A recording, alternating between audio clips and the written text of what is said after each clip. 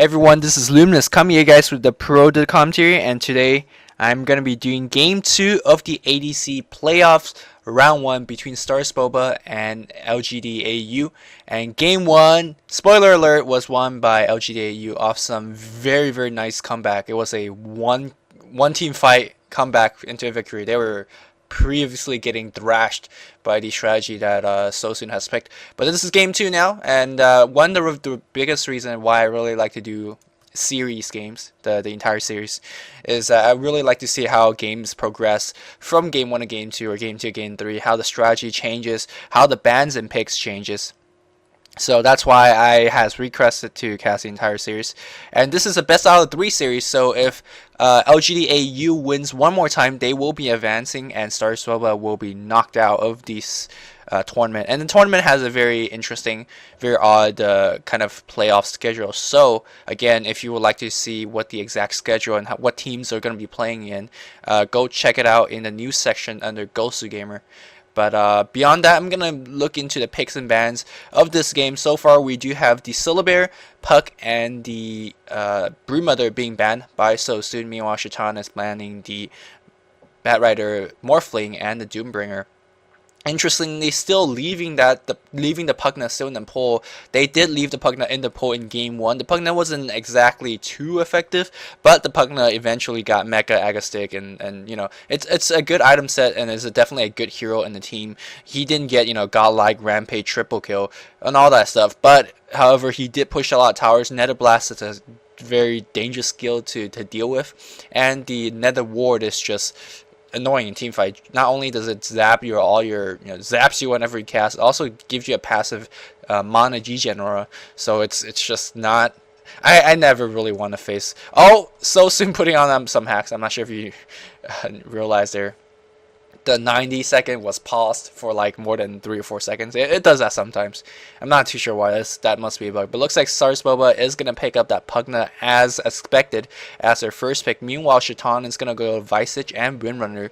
Very interesting picks, and when I say interesting, I mean that both the Ventral Spirit and the Alchemist still in the pool. I would think they would pick up both of them, if not one of them, but they're gonna skip both and go with Visage and Windrunner. I mean, Visage and Windrunner are definitely great heroes. Visage is a very dominant trialing hero, will get a lot of kills and can get you at that quick mecha. And of course, with Windrunner, we have seen her do a lot of work in long lanes and, you know, farm up quick mecha into Hex and whatnot. But looks like Starsboba is going to go for the more expected pick. It's going to go for the Venge and Earthshaker. Still, the Alchemist not being picked up.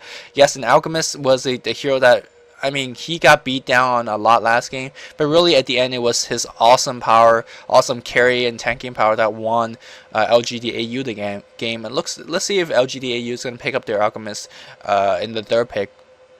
I'll be very surprised if they don't pick it up here and just wait till like the 4th or 5th pick.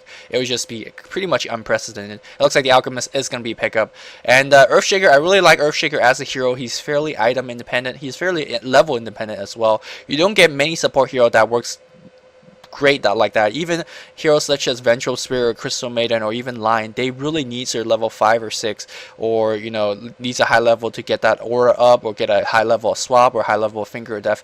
Earthshaker, he really needs just level 1 for that block. Yes, it's good to have that ultimate. Yes, it's good to have that blink dagger. I think most teams are picking him for his laning presence and his roaming capabilities, and that's why, you know, Earthshaker is one of the predominant trialing heroes along with Visage and Ventral and Crystal Maiden and all that stuff. But, ooh, starter pick, very interesting. Starter ban, excuse me. This is the reason why I like doing series of games.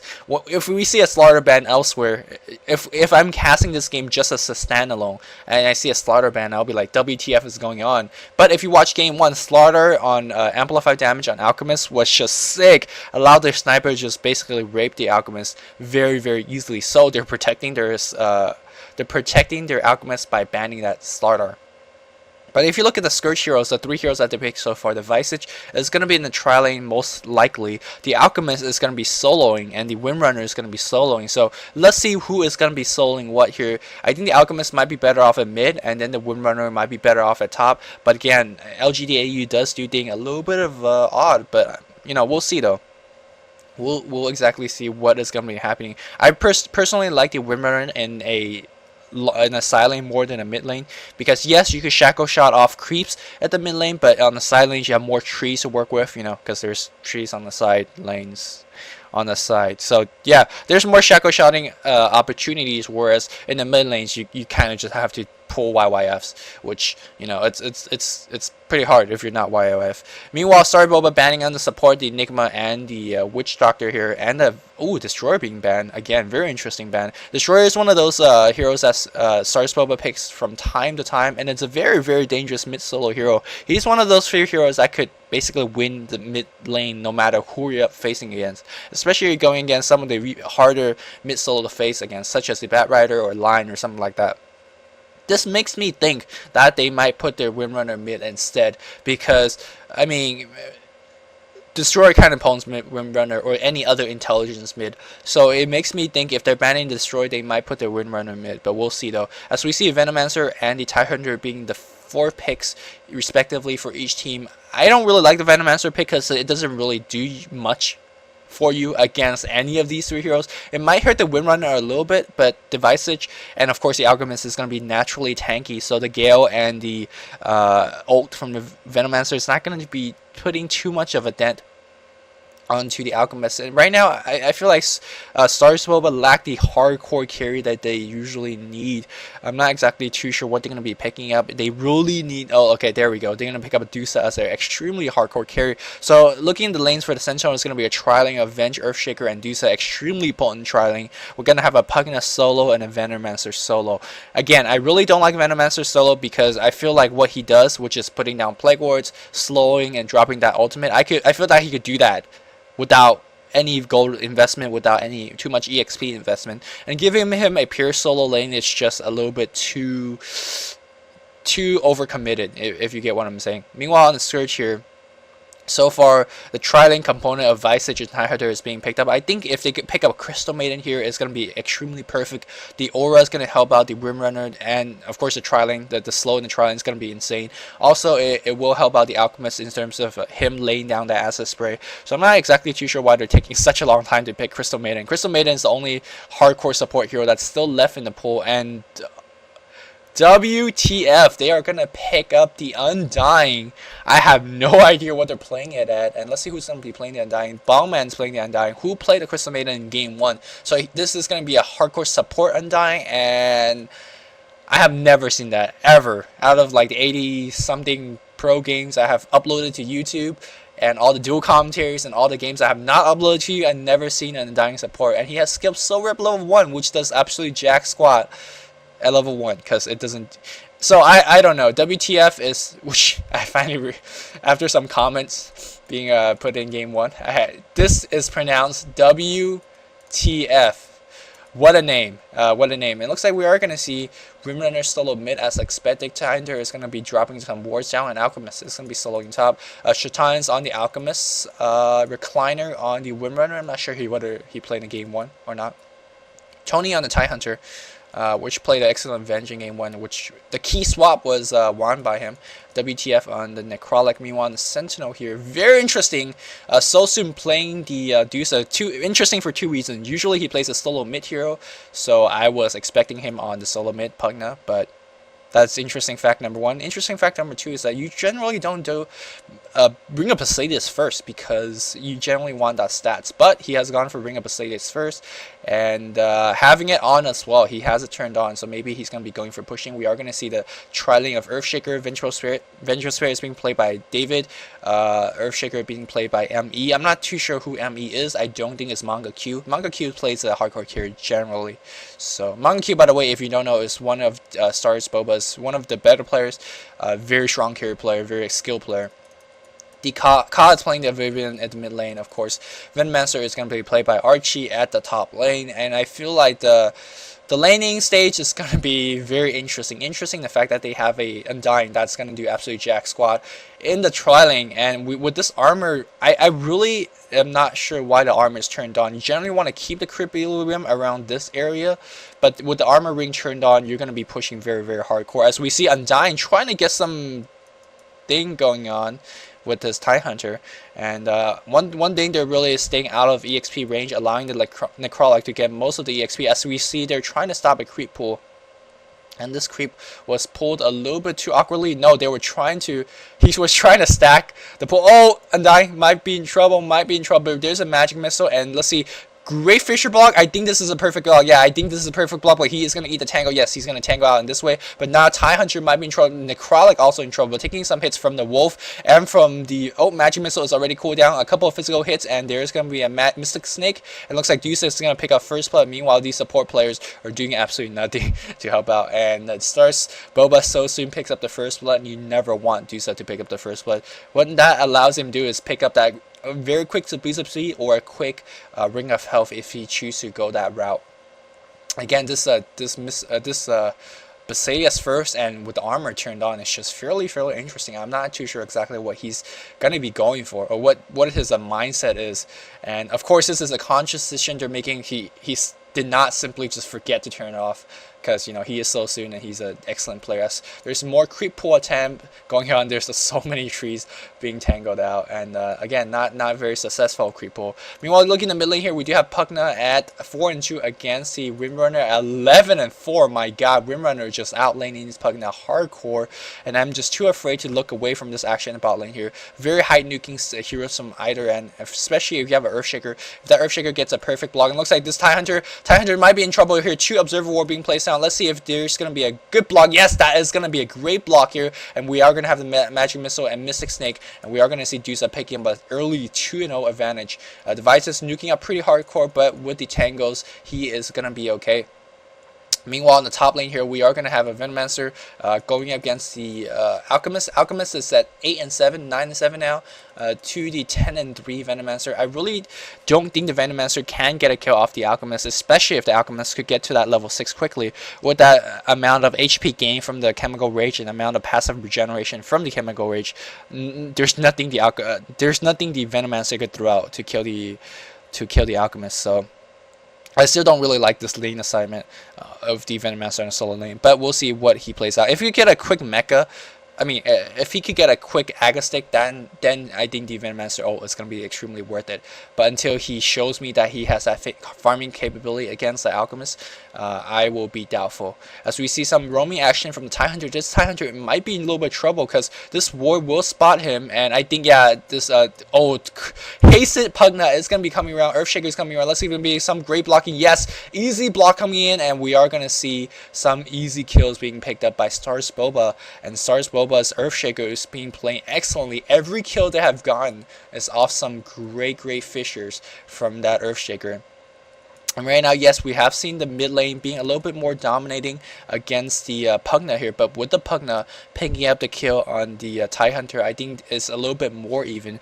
And if you're wondering why the Windrunner is a little bit better against Pugna in the mid lane, is that I feel like the Pugna, the Blast, is a little bit easier to dodge compared to the Power Shot. The Power Shot, I think, is a harder nuke to dodge compared to the Blast. Because the Blast, you know, he just kind of sits there and waits a moment, and then he has release.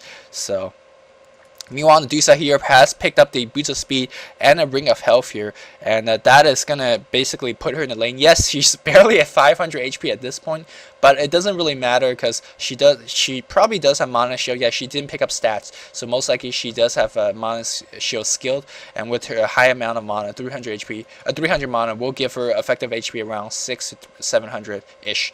So she is gonna be okay. Meanwhile, jumping in this top lane here, the Alchemist has picked up level 6, so he is gonna be in the lane a-okay fine, and I think he will eventually outfarm the Venomancer. Venomancer is at 20-5 here, but as soon as the Alchemist picks up a high level acid spray, he will just win the lane passively by just throwing the acid spray down.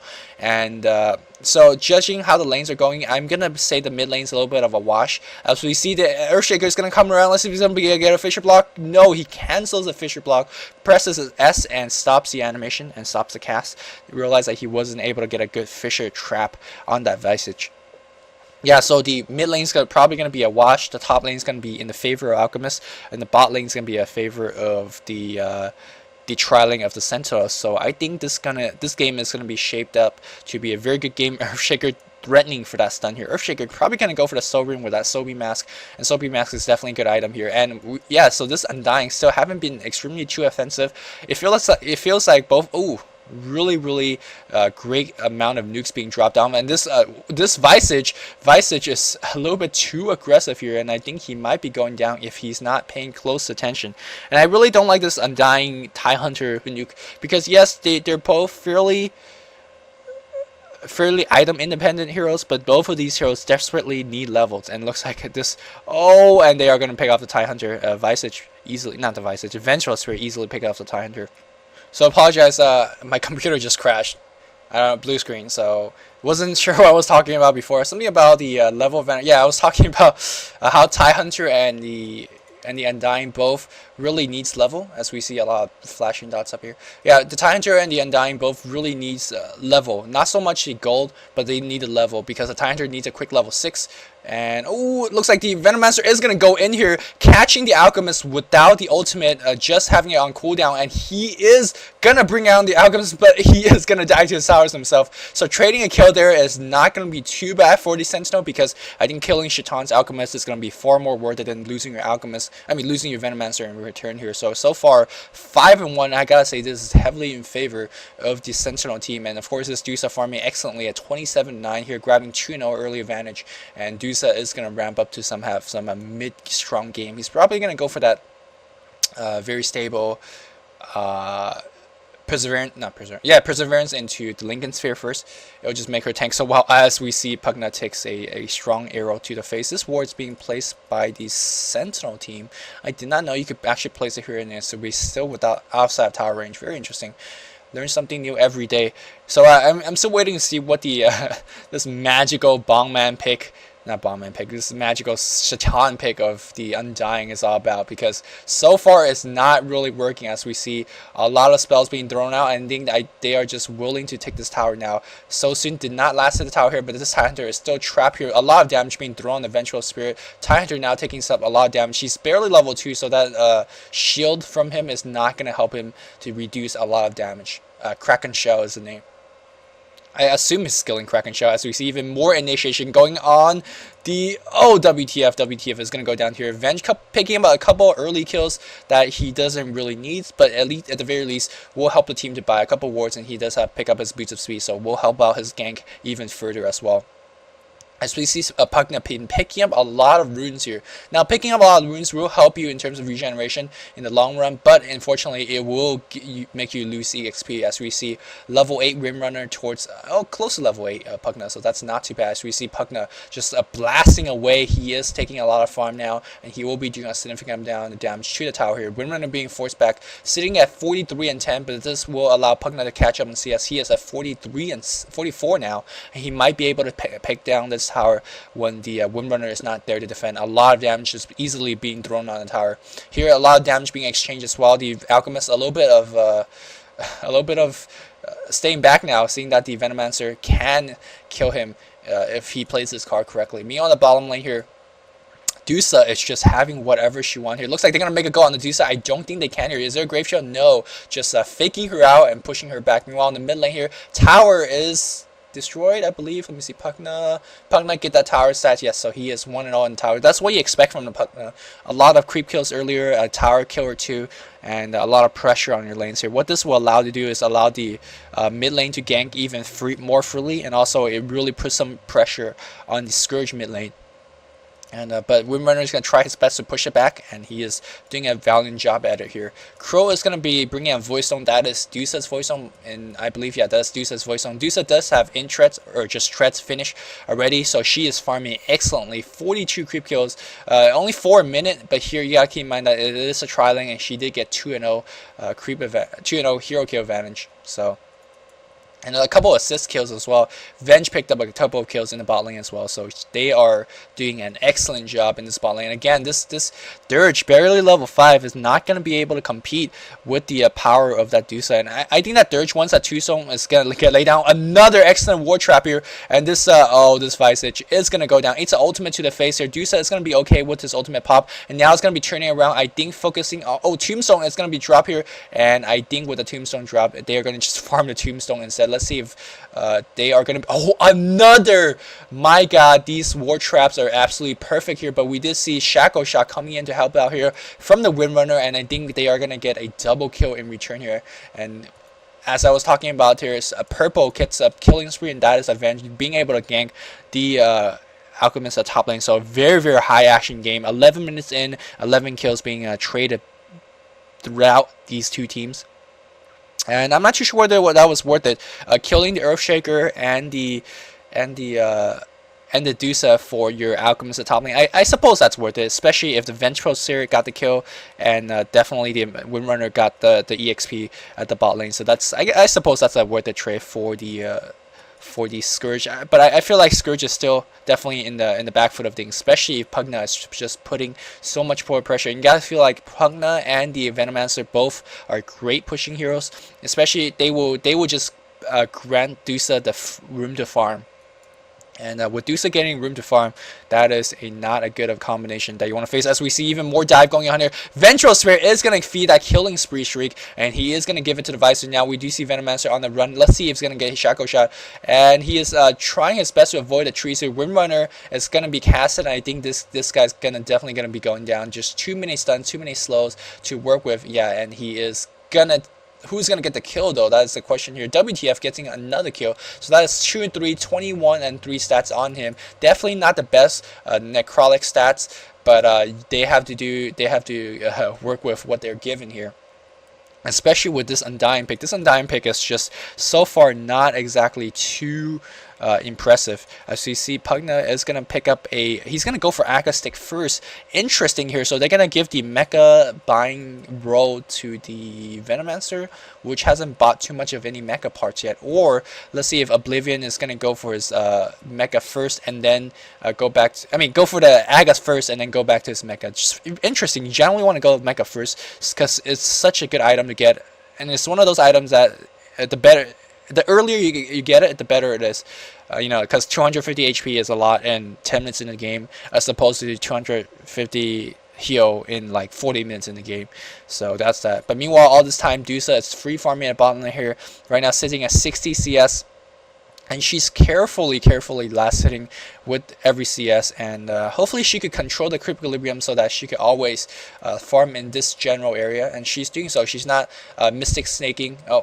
She's not mystic snaking without any need. As we see a big engagement in mid lane, Nether Wart is dropped here. Fisher gets a really nice blocking out, but Pugna might be in trouble. As we see, the support hero is going to run out, killing the zombie. And let's see if there's going to be a grave chill. Shackle Shot, careful, don't get Shackle Shot together. Only a single hero gets Shackle Shot. And any Fisher is almost on cooldown. Venge might be in trouble. Pugna is going to be coming around. They're going to focus on the Tie Hunter. Tie Hunter takes a big blast to the face, and I think that fight is going to be at the end. I think only the Undying died at there, and Undying dying is a little bit of interesting to say. As we see Venge, swaps, but there is a haste screen. Let's see if it's going to be some perfect stuns here. One stun here, but Venge is going to take a power shot, and the Birds is going to get a couple of creep kills. So David being a little bit too aggressive. Meanwhile, in the mid lane here, some life drain going on the Necrotic, but things is going to be okay. Meanwhile, the Alchemist free farming in the jungle. Goblin Greed level 3 level. Yeah, the Goblin Greed level 3 with the Vanguard to boot, so he is going to go for that build first before getting the Radiance. Feeling that his farm is not good enough to go for the Radiance rush first. Again, see Dusa, such good lane control, such good lane equilibrium. You do know when he has good equilibrium is when you keep it so well that you actually get 2 siege unit. Siege unit spawns every 7 waves. So if you get 2 stacked up, that means you have kept the equilibrium for such a long time. And his free farm, look at him, his up to 80 CS. Last time we checked, it was a 60 CS. So I mean, still the creep equilibrium is being pushed back now, but he is creeping out so well. And I think this might be a trouble if the Scourge continue to allow this, the Dusa keep free farming like this. Meanwhile, looks like they're gonna try to get a gank on the Venomancer. There is a Necrotic. That is a slow, and there is gonna be a lot of chain stun being thrown on him. And these Spurs are going to be doing a lot of significant damage, and that Venomancer is going to go down. Let's see who's going to get the last kill. A double UTF is going to get the last hit. I feel like giving the Alchemist his last is always a better choice here. Yes, the Necrotic is going to be building the mecha, and I think he's close to it by now. He's getting a lot of kills. He's 300 gold. Let's see if there's anything on the chicken. Nothing. So he's not that close. But yeah, he's been grabbing the couple last couple kills. But I feel like maybe a little bit better off giving to the Alchemist instead, because he really needs that Radiance. He really needs whatever he can get against this Dusa. Dusa again, still farming up to 90 CS now, and he's gonna break the 100 barrier probably before the 20-minute mark, and that is some insane farm. As we see Undying roaming the jungle, Undying again is one of those heroes that we'll see whether it's gonna be effective. I just feel like the Undying, whenever he drops his tombstone, Dude's gonna be like, yes, low, more free go. And this, Tie Hunter might be going down. He is just one Mystic Snake here, unable to push the Dusa back, and they really need a lot more reinforcement. A Ultimore being picked up by the Dusa here, and he will be able to get that quick link in here. And I think they're gonna try to get a gank on the Dusa here, but with the popping the ultimate a little bit too prematurely in my opinion, because they had an Earthshaker to help out. Maybe they were saving the Earthshaker stun for the counter gank. And Dusa continue to drain mana here, and a lot of mana being drained here. Let's see if the Tombstone is going to be thrown down. Nope, just both teams farming fairly aggressively. Looking at them, oh, Shackle Shot, Windrunner is here, and did I see a Mana Boots on someone?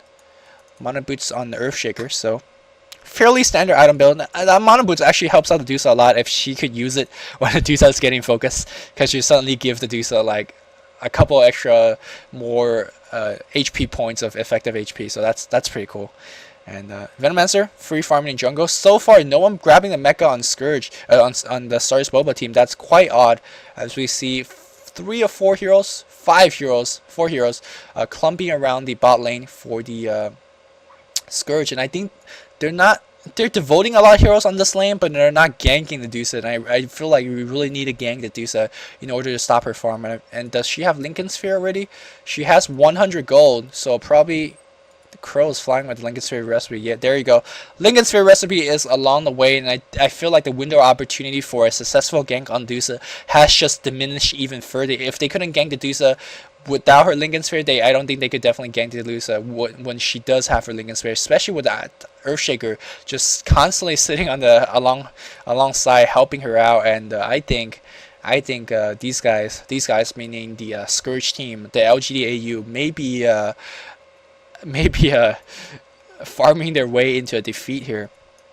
But I don't want to count LGD.au out, because in game 1 they were losing the mid game fairly severely, but just off one great team fight, off one great swap, they were able to get 2 Raxes from Starsboba. So I mean, anything could happen in Dota, as we saw from game 1. But Pugna, oh, great Shackle Shot. That was YYF-esque, as they are gonna nuke this guy heavily here. He's gonna life drain for all his worth, gets stunned though, and his casted life drain right again, because that's what an Aga Stick will allow you to do, and turns the gank around here. Really well done by this Pugna, really well done. And we are seeing the power of that Aga Stick, and you can see the Observer going like, seriously, wow. And Dusa says free farm on the Tombstone, and I think they could get a mount and push at the mid lane as well. No, Dusa is going to journey back to bot lane and continue to pressure that lane. Doesn't want that Alchemist to free farm. Alchemist is sitting at, let's see, 2,200 gold, so he's pretty on a good way to his Radiance, and he will definitely need his Radiance. He's lasting for all his worth, but he's only sitting at 78. Yes, he does have Goblin Greed and a couple of neutral kills, but compared to this 111 CS on the Gorgon, I feel like the Gorgon is just miles ahead in terms of CS department. Venomancer is still CSing pretty hard. He is applying some pressure on the top lane as well, but I'm not too sure what item he's going to be going for. He does have, let's see, 100 gold, so must done some shopping.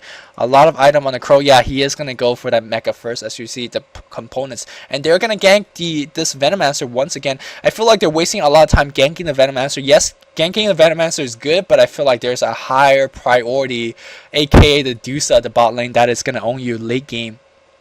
And Dusa so far is, he's at 121, just keeping up the CS check constantly on that Dusa.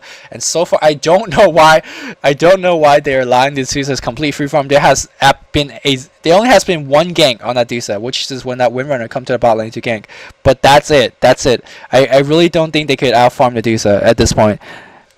And well, in theory, the Alchemist could if it goes a very late game, but I don't think Starsboba would drag it out that late. So Pugna, it does have his thing finish, and it looks like he's gonna go for BKB, so he could just BKB life drain. I'm not exactly too sure whether that is the best choice here. Yes, even though there's a lot of stuns on the Scourge team, I feel like a Hex will be far more invaluable, especially against things like the Windrunner and the Alchemist and whatnot. But BKB is definitely a very good item choice as well. I feel like maybe the Sentinel team should be pushing a little bit better because they do have nice to Corrupted Blast blasting these guys and that guys as well. I feel like they should be pushing a little bit better because they do have Venomancer, they do have the Pugna with the Oblivion's finish in like 18 minutes, 19 minutes, and I feel like if you have so many great pushers, you should apply pressure on the top lane or mid lane and allow this Dusa to free farm. But it's not like Dusa is not getting free farm, because she definitely is, and she is already at level 13 and a free farming against Alchemist. And the Alchemist is like, yo, get out of my lane here. Meanwhile, the Scourge trying to get a big push going in mid lane. Let's see if they're going to get this tower deny. Ultimate is going to cast on the Dusa. And is anyone going to deny? They're going to try to nuke this guy down to death. But because of the Soul Rip as a healing mechanism, it heals 500. Yes, 500 at a max level. Tyhunter goes down here as we see the Earthshaker picks up another kill. Earthshaker's been playing excellently. ME's been a very, very impressive player. Played an excellent starter first game. Now a pretty good Earthshaker, excellent Earthshaker in the second game, and he does have his Blink Dagger finish after the Arcane Boot, so he's been getting a lot of kills and getting a lot of assist gold. And with the Tidehunter down, I think they will be able to get a mid push going on. I haven't seen that Tidehunter use his ultimate yet, which is fairly odd because is he levels? Yeah, he's level 7, so should have his. No, never mind. He apparently used that in the last team fight because it's on cooldown. But I think, yes, this is the pushing power of the Sentinel team, and they're going to pick off the mid tower. And not only does this mid tower will give them a lot of gold, from 200 gold for his entire teammate, but this mid tower will also give them even more map advantage. If they could go for a Roshan attempt, they will be able to kind of get the Scourge a little bit quicker. Get the Roshan a little bit quicker before the Scourge team teleport in to support. So Dusa teleports back to the bot lane to continue the free farm here. Let's see what she's going to go for after the Manta style. I would venture a guess it's going to be a Butterfly. But Scotty might not be out of the question here. She right now at this point she is going to be so tanked that there's really nothing the Sentinel could do. So she could go for a very DPS heavy build. We have seen Burning in one of their game against Nirvana China gone for a Maelstrom on the Gorgon. At that point I was desperately questioning that the Maelstrom on Adusa. I feel like it's not the best orb effect on her, but after that, I think Ehon Burning had an interview which someone asked him the question, why did you get Maelstrom on Dusa? And he was saying that he felt like that was the best item to get to increase its DPS, and they really needed the DPS to help them in team fight. So there's definitely a lot more item choices out there other than that standard cookie cutter butterfly stuff. So again, the mecha is already finished on the Venomancer, and Undying, man, level 8, just not able to do much of anything. But we are going to see this Alchemist. No, Alchemist does have his relic though, so that's pretty good for him because he did that once in the top lane here. He has his Vanguard, and he should have his Radiance fairly soon. Yeah, he's at 1,000 gold already. It's just one more creep wave or a couple more neutral kills, and that is going to get his Radiance. But I'm not too sure whether this Radiance will give them the advantage that they need to kill the Dusa. I think once the Radiance is finished to pick up, look towards LGD.au to mount a massive push down a lane, because I feel like that is their only time where they're going to be stronger than the Dusa with the Radiance finish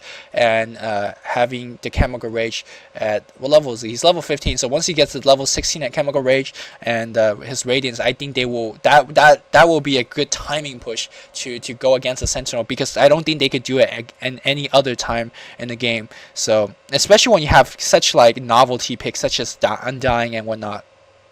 So we'll see. Dusa looks like he's going to be being ganked, but again, so much effective HP, and he has teleport support here, going to be coming in the form of an Earthshaker with the Blink Dagger. So these guys sense it as well, so they're going to turn back. And Dusa, after all that focus fire, is back at 900 HP. A lot of mana is going to be regen. And I think she is sitting at, let's see, 1,900 gold. So should be picking up that ultimate fairly quickly. And again, that Arcane Root helping out the Gorgon a little bit extra. And they're going to grab themselves the map control. If you look at the map control, one tower for the Scourge compared to 1, 2, 3, 4, 5 tower for the Sentinel. You can see the Sentinel just smiles ahead on this game. And game 1 was fairly close throughout, but it feels like game 2 Starsboba was just it's not even close. But again, the Radiance is finished now on the Alchemist. I feel like the Scourge team should definitely go for a big fight now. Go for a Roshan attempt, or go for a push in the mid lane. They cannot continue to farm like this. I think Alchemist sense it as well. It's going to be pushing this creep wave and going for the big fight in the mid lane here. Oh, a lot of chain stun going on the Pugna. Pugna gets swapped out, and he is Hex as well. And let's see, they're going to really focus now on this Tombstone, and I believe that is the end of the team fight. No, they're going to be continued. Tidehunter walks in. Does he have his ultimate? Cast his ultimate on the Dusa here. A lot of damage being done, and they are going to blink in for the kill on the Visage here. Now the Alchemist comes in. They are going to focus out on the Ventrals here, but he is going to get live train. Now the Dusa might be in focus as well, but this live train doing a lot of damage on the Alchemist. Alchemist Chemical H has already ran out, and I think we're going to see another good Fissure block. No Fissure block, just Enchant Totem, and with the live strain for the kill. That team fight was a little bit hectic, but the BKB Oblivion was a little bit too much for the handle. Yeah, we are seeing the farm for the Alchemist was just a little bit too slow for the Scourge team to catch up. And right now we see a big team fight being won by the Sentinel team, and this Dusa continue to farm up for his items. He's sitting at 231 gold, so that means that Crow is fearing himself. And Manta Sao recipe. There we go. Oh, don't get owned by those range creeps though. So with the Manta Sao finish, I think any team fight after this, I think the Sentinel team is just gonna have it extremely easy. You saw that, yes, the Alchemist was a big factor in that last team fight, but with the improper timing of that Chemical Rage, his Chemical Rage ran out during the team fight, and because of that, they were unable to pick off too many heroes. 4 heroes were surviving at the end of the team fight. Dusa is gonna be trying to defend by himself. He desperately needs some teleportation, pops a Manta Style, and there is gonna be one person teleporting in. He's trying to cast his ultimate. He will be not casting it, no, and I think this, with those teleportation coming in, the Dusa will be able to defend the spot tower. They're going to focus down on this Alchemist. Decrypt the Drain going on, and are they going to kill off the Alchemist? Alchemist fairly tanking, but with those Decrypted 5 life string being casted continuously on him, and are they going to kill him? No, they did a significant amount of damage. They forced a Tombstone down, which Tombstone, by the way, has a fairly long cooldown, so if the Sentinel decides to push right now, they could do so as a very, very close TP being teleported out by the Windrunner. Windrunner does have his Hex finish. I believe he casted on the Pugna in that last team fight, so not too sure. I don't think I've been missing any kills so far. Yeah, I don't think I've been missing any kills. Trying to keep up with my 0 kills missing. If I miss a kill so far, it's my 1 kill grace. 1 kill grace. So there's a whole bunch of. Okay, well, do you want to kill that ward? Okay, no. Okay, why not? Now kills it. There we go. There we go. Dusa now sitting at, let's see, 200 CS. 200 CS in 30 minutes. That is around 8 a minute. That's around 8 a minute. Am I doing my math wrong? No. I don't want to do my math right now because I see this Venomancer is going to get out. Let's see if he could cast his ultimate though. Ultimate, yes, ultimate cast. He gets swapped back as well, and I think he popped his mech as well. So Venomancer is doing a lot of residual damage with his ultimate. Tidehunter is walking fearless in, gonna pop his ultimate for 2 heroes. Venge might be going down. Great Fissure blocks the entire team off. Venomancer takes a stun here, but the life drain on the Pugna is just doing so much damage here. Cause on the double kill. Meanwhile, you gotta keep in mind that Dusa is continue pushing on the top lane here. Visage gets picked off as well. Triple kill on Ka, and that is the power of that Decrypted Drain with the Aga stick, and I think this Windrunner will be trying to get out. Keep in mind the Blink Dagger is going to be on the Earthshaker as well. Let's see if they're teleporting out. Fissure, Blind Fissure is going to get the Windrunner, and I believe this Windrunner will be dead as well. He buys another teleportation scroll. He is going to try to hex and try to kill this. Oh, it's going to be a great shackle shot, and I think Windrunner is going to get a kill on the Earthshaker, so that was a very nice pickup by him. His teammate wasn't chasing with him, so that was a little bit of miscommunication by Starsboba. But along with that, Dusa got 2 towers on the top lane. Yes, 2 towers were both last hit by Dusa, and his CS is up to 210 at this moment with a couple of tower kills, and we're looking at 3,300 gold on that Dusa, and he is probably going to pick up the Eagle Horn. But again, other item choices are available for the Dusa as well. So really, really this game is just completely out of reach for the Scourge team. I think the Sentinel is gonna go for the Aegis, and after the Aegis ends up on the Medusa, they will just mount one huge push down the mid racks, and that was GG. You gotta keep in mind that last team fight was fought 5v4 without Sentinel's strongest hero, and even that, the Sentinel completely wiped the Scourge. So right now this is such a one-sided game, and I think LGD.au should be spending the last couple of minutes of this game deciding how to pick the next game, because this definitely will go into game 3.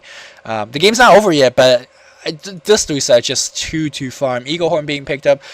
One thing I would advise, if you're in this kind of situation, you're winning so ahead, is maybe you should save for a buyback. I know it's a really defensive move, but I feel like Dota is a game that, you know, anything could happen. If some crazy stuff happen where your Dusa dies and your Alchemist and your Pugna dies and no one has buyback, they're gonna kick your mid tower and go for your racks. Then you know the game gets dragged out a little bit longer. But maybe I would have saved for the buyback, but maybe I would just buy the Eel Horn as well. It's just a little bit to think about, if you get what I'm saying. So looks like the Sentinel is going to pick the top lane to push because there's no tower to defend here.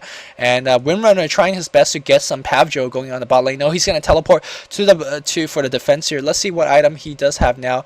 And he's going to go for a Lothar's Edge. So going for some Windwalk initiation. Let's see if we could Windwalk to the back line and try to get a Hex on the Earthshaker. That is going to be huge. Especially right now when they don't notice that the Windrunner have the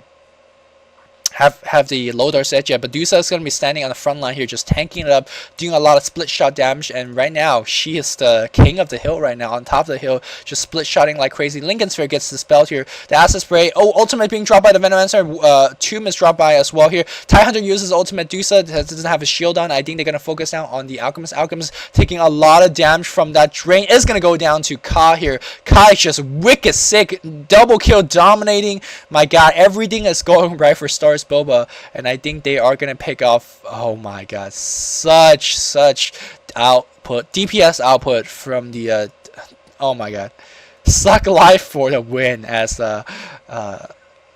is that Owl? Yeah, that's Owl. I believe that's a Play Dota admin. Don't quote me on this, but this game is all completely butt over, as we see Dusa easily picking off this mid tower as well. Shackle shot for the lows. And this is some epic 1-minute defense. So I feel like this Tombstone Undying is what really cost him the game, because of Tombstone Undying. He's not a good ganker at all by any means, and he doesn't really add to the trialing compared to Crystal Maiden. I feel like if the Scourge team pick the Crystal Maiden instead, they will be a lot better off. But because they didn't do that, then I think that was what lost them the trialing at the bot lane, and what lost them the game eventually. This Dusa just got a little bit too farmed, and this Tidehunter is going to go down as well. Dusa is going to just right click away on these Raxes, and again, these guys are making some valiant defend, but they are just pretty much feeding. I'm going to try to focus out on the Venomancer, but again, Dusa is feel free to right click on the back lines here, and I think they have successfully defended this. So they have repelled the mid push without taking too much damage on the tower, and they are going to kill the Venomancer. They killed the Venge, and I believe they killed a couple other support heroes as well, but I think the biggest problem is still here, which is the Dusa, which does have 1,000 gold on the bank. I think she has bought a couple of items as well. Let's see, where is that crow? Crow is flying somewhere. Crow. Yes, butterfly. Yes, butterfly finish on the Dusa, and that is just a little bit too much to handle. 40 Scourge. You gotta drink some water.